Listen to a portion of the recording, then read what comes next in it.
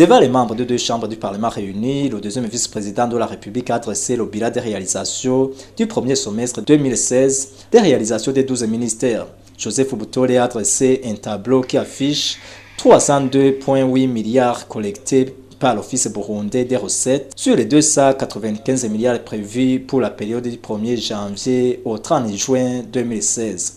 Et dans le cadre d'améliorer la gestion des finances publiques, un nouveau logiciel de gestion intégré est en cours d'utilisation et est opérationnel dans ces ministères qui sont à la charge du bureau de la deuxième vice-présidence. Côté agriculture, 66 000 tonnes de café cerises ont été collectées depuis le mois de mars 2016, environ 40 000 tonnes de feuilles vertes de thé cueillies, 26 000 tonnes de thé sec produits et 11 000 tonnes de thé vendues.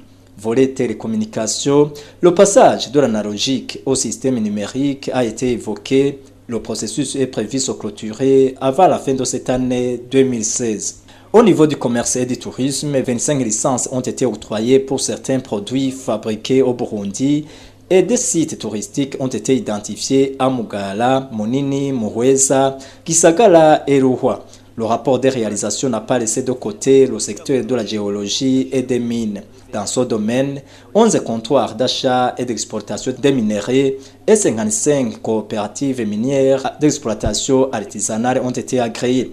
Les recettes tirées de ces comptoirs d'achat et d'exportation des minerais équivalent à plus de 500 millions de francs burundais. Une occasion s'est offerte à ces élus du peuple pour poser certaines questions au deuxième vice-président de la République. Ils ont notamment voulu savoir la situation en rapport avec la disponibilité des billets verts sur le marché. Le deuxième vice-président de la République a saisi de cette occasion pour préciser que certains changeurs de monnaie ont voulu dernièrement spéculer et faire dévaluer le franc burundais. Il a tenu à signaler que le franc burundais ne doit en aucun cas être remplacé par le dollar.